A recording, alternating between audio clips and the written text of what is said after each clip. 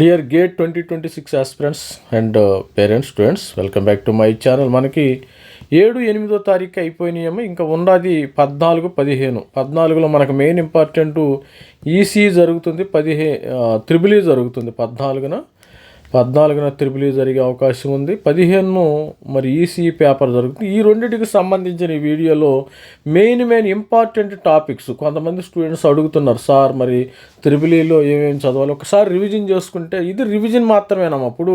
ఇప్పుడు ఏదో నేను చెప్పడం వల్ల ఆ టాపిక్స్ మీరు మరి దానిలో మంచిగా ప్రిపేర్ అయ్యే అవకాశం ఏమి లేదు. జస్ట్ రివిజన్ అనమాట. ఒక్కసారి చూసుకుంటారు. రివిజన్ అంటే ఆల్రెడీ చదివిన దాన్ని రివిజన్ చేసుకోవటం. ఇప్పటి నుంచి ఈ 4 రోజుల్లో 5 రోజుల్లో మీరు చదివేది ఏం లేదు. ఒక్కసారి ఫార్ములా షీట్లు కానీ అవి కూడా రివిజన్ చేసుకోవటం జరుగుతుంది. ఇప్పుడు మనం త్రిబుల్ ఈ పేపర్ చూద్దాం. త్రిబుల్ ఈ పేపర్ తర్వాత ఈసీ పేపర్, ఒక ఇంపార్టెంట్ టాపిక్స్ ఏమేమి ఉన్నాయి ఒకసారి చెక్ చేద్దాం. మరి గేట్లో మెయిన్ అందరికీ ఒకటే వెయిటేజ్ ఉంటుంది అన్నమా, యాప్టిట్యూడ్. మంచిగా చదువుకోండి స్టూడెంట్స్ అన్న, త్రిబుల్ ఈ స్టూడెంట్స్ అన్ని బ్రాంచ్ల వాళ్ళకి పేపర్స్కి మరి యాప్టిట్యూడ్ ఉంటుంది. ఇక్కడ ఈక్వల్ వెయిటేజ్ చూసినప్పుడు general aptitude 15%, verbal, numerical ability, data interpretation, spatial attitude. తర్వాత ఇంజనీరింగ్ మ్యాథ్కు బిఎస్ గ్రావెల్ బుక్. ఇది మన గ్రావెల్ మనందరికీ తెలుసు, హైయర్ ఇంజనీరింగ్ మ్యాథమెటిక్స్కి గ్రావెల్. ఇంకా కొద్దిగా 2-3 రెఫరెన్స్ బుక్లు చూసుకోండి, ఇబ్బంది ఏం లేదు. Linear algebra, eigen values, calculus, differential equation, probable statistics. Engineering machines electrical వాళ్ళకి 10-12% కవరేజ్ ఉంటుందంట. Transformers, OC SC test, DC machines, speed control, induction and synchronous machines. Power systems 8-11%. Final fault analysis, symmetrical, unsymmetrical, load flow, stability analysis, economic, dispatch. Power ఎలక్ట్రానిక్స్లో 8-11% ఉంటుంది. Phase control rectifier, DC to DC inverters, bucket, boost inverters తెలుసు కదా మనకి, ఇంట్లో వాడుకుంటాం. Pulse with modulation inverters, power storage, బ్యాకప్కి ఎలా ఇస్తారో అవి దాని మీద క్వశ్చన్స్ ఇవ్వటం. ఇక సిగ్నల్స్ అండ్ సిస్టమ్ 8-12% ఇస్తారంటే.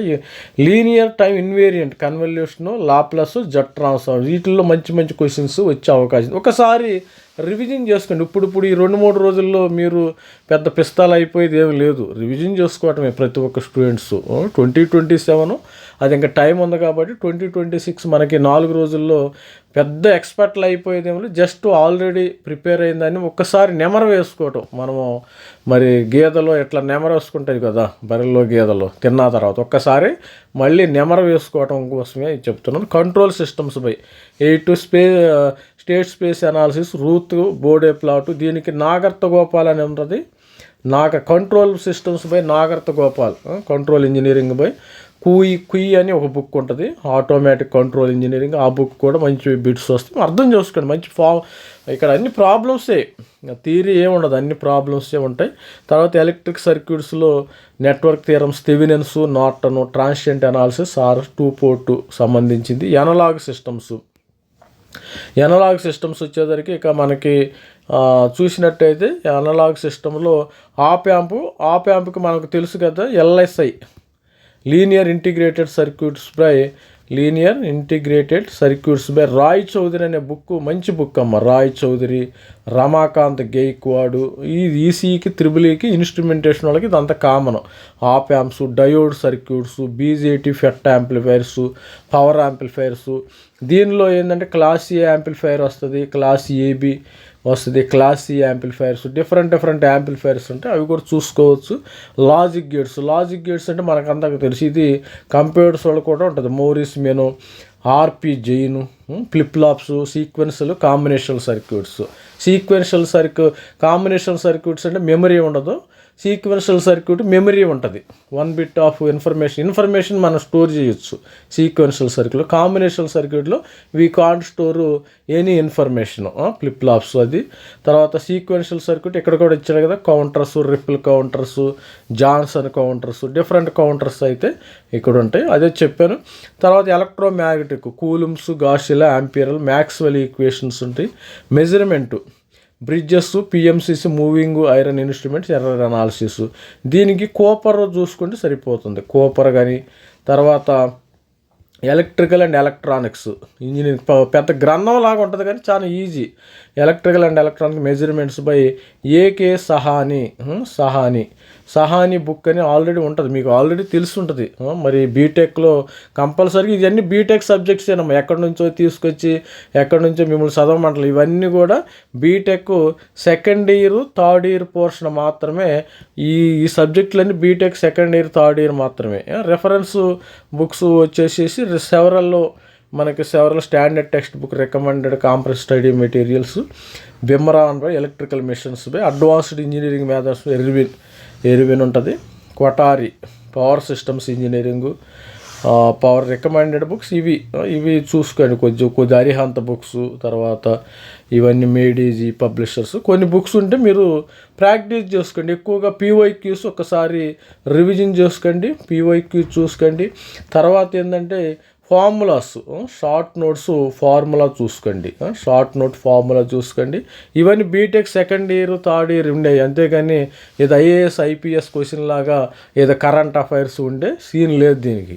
చాలా ఈజీ. గేటు అనేది చాలా అది బచ్చా సబ్జెక్ట్ కింద లెక్క. BTech second year third year ఎవరైతే బాగా చదువుతారో ఇది చాలా సింపుల్ సబ్జెక్ట్, సింపుల్ ఎగ్జామినేషను, పెద్ద కష్టమైన ఎగ్జామినేషను కాదు అసలు. అందరు ప్రతి ఒక్కరు కూడా మరి చూడండి ఒకసారి. ఇది త్రిబుల్ఈకి సంబంధించింది. మరి ఇకపోతే మరి EC electronics and communication engineering, ఇది కూడా చాలా సింపుల్గా ఉంటుంది. ఈ దాదాపు almost all instrumentation, EC paper, తర్వాత త్రిబుల్ ఈ పేపర్లో కొంచెం మోడిఫికేషన్ ఉంటుందమ్మా. ఆల్మోస్ట్ ఆల్ కోర్ లెవెల్లో ఆల్మోస్ట్ ఆల్ ఈక్వల్గానే ఉంటాయి. స్టూడెంట్స్ ఇక్కడ EC paper focus on high weightage topics, communication, engineering, mathematics and networks which together can account for significant portion of total marks. ఇక్కడ important topics ఏంటంటే the syllabus divide into general యాప్టిట్యూడ్లో మనకి 15% వస్తుంది కదా, engineering mathematics 13, core EC subject. ఇది ఏ branch కానీ ఇదే ఉంటుంది. తర్వాత త్రిబుల్ ఏకైనా ఇదే ఉంటుంది. తర్వాత మనం కమ్యూనికేషన్ సిస్టంలో 10 to 13% లో దీనికి వెయిటేజ్ ఇస్తారు. Random process, auto correlation, analogue communication, ఏఎంఓ, amplitude modulation, frequency modulation, digital కమ్యూనికేషన్లు, పీసీఎంఓ, పిఎస్కే, వీటికి సంబంధించిన ఫార్ములా చూసుకోండి. Kilobytes, transmitting data, error correction and detection, ఎట్లా బిట్స్ ఫార్ములాస్ ఎలా బిట్స్ అండ్ బైట్స్ ఎలా ట్రాన్స్ఫర్ అవుతాయో మీడియంలో కమ్యూనికేషన్లో. తర్వాత ఇంజనీరింగ్ మ్యాథమెటిక్స్లో 13, ఇది మనకు తెలుసు కదా, బిఎస్ గ్రావెల్ బుక్ చూసుకోండి, మనకు అందరికీ తెలిసిందే.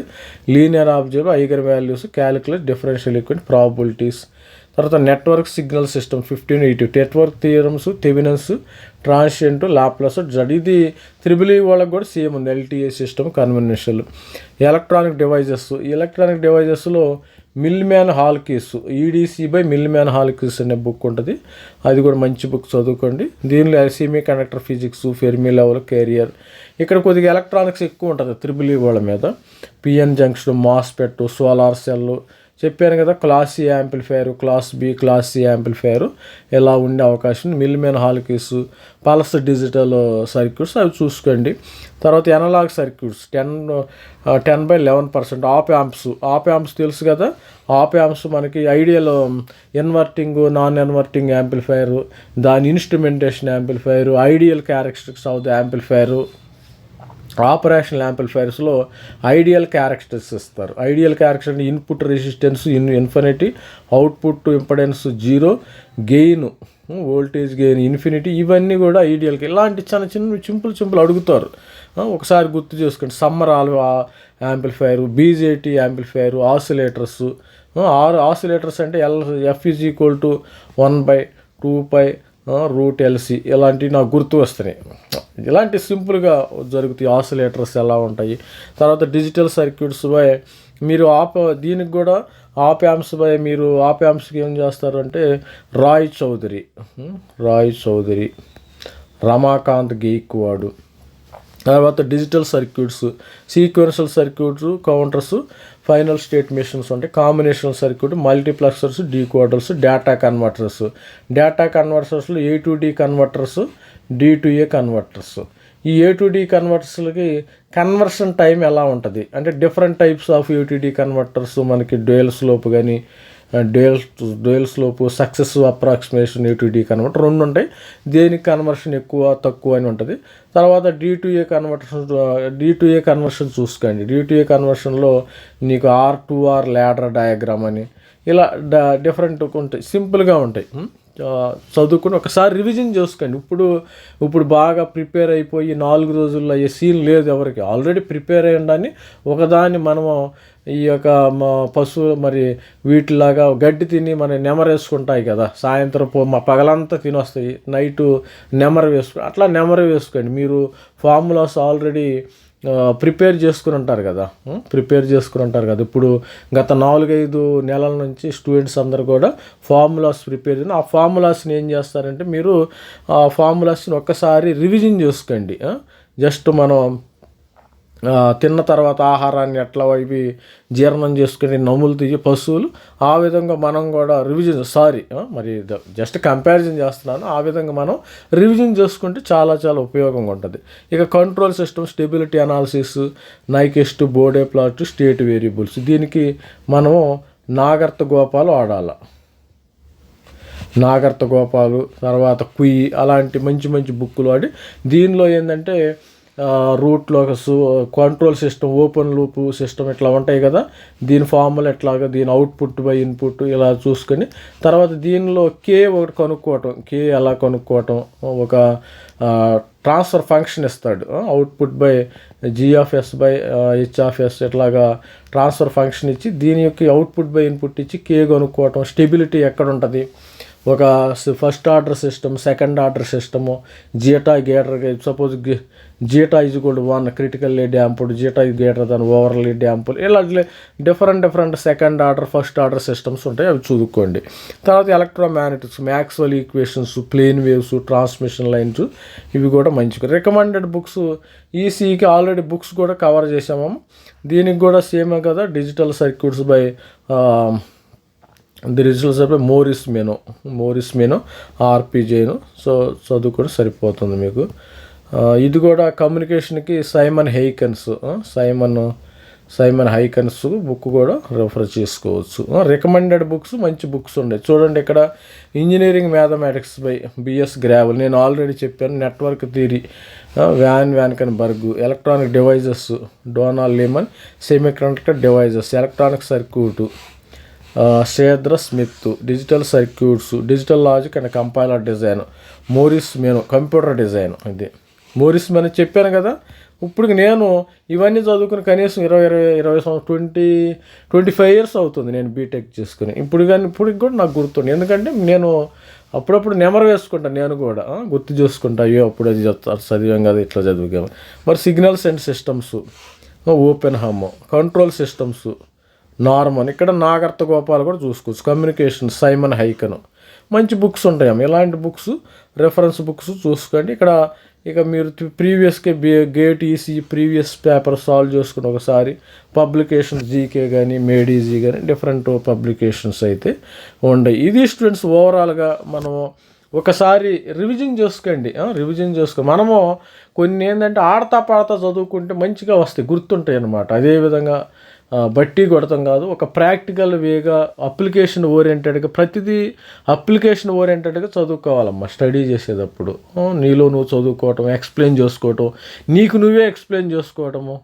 ఇప్పుడు నేను చదువుకున్నప్పుడు నాకు నేనే ఎక్స్ప్లెయిన్ చేసుకుంటా, ఇది ఇట్లా ఉంటుంది, ఒక డయాగ్రామ్ గీసుకోవటం, ఒక చిన్న డయాగ్రామ్ గీసుకోవటం, ఎట్లా ఇన్పుట్ ఎట్లా అవుట్పుట్ వెళ్ళిద్దో చూసుకోవటం. ఇలా సపోజ్ నీకు నువ్వే ఎగ్జామినేషన్ పెట్టుకోవటం, నీకు నువ్వే ప్రాక్టీస్ చేసుకోవటం. అప్పుడే ఒకళ్ళు పెట్టాల్సిన అవసరం లేదు ఎగ్జామినేషన్, నీకు నువ్వే ఎవాల్యుయేట్ చేసుకోవాలన్నమాట. ఎంతవరకు నా నాలెడ్జ్, నా తెలివి ఎంతవరకు ఉంటుంది. All the best. మీ యొక్క ఈ లైఫ్ మీకు జీవితము ఇది, ఈ పేపర్ అనేది మీ యొక్క జాబ్ మీద మరి ఐఐటీలో, ఐఐసి బెంగళూరులో, మరి టాప్ ఎన్ఐటీలో సీటు వచ్చి అక్కడ ప్లేస్మెంట్స్ వస్తానికి చాలా అవకాశం ఉంటుంది. స్టూడెంట్స్ చాలామందిని కూడా మరి అనవసరంగా వెళ్ళి కోచింగ్ సెంటర్ల చుట్టూ తిరుగుతారు. మరి అమీర్పేటలో ఆ కోచింగ్ అంటారు, ఆ లాంగ్వేజ్ అంటారు, ఈ లాంగ్వేజ్ అంటారు, నానా రకాలుగా తిరుగుతున్నారు. మరి అలాంటి వాళ్ళకి ఇలాంటిది మంచి అవకాశం. గేట్ అనేది ఒక బంగారమైన వే అనమాట. ఇది స్టూడెంట్స్ ప్రతి ఒక్కరు కూడా ఛానల్ని సబ్స్క్రైబ్ చేయండి, లైక్ చేయండి. Thank you. By this is Ravikumar sir signing off. Thank you.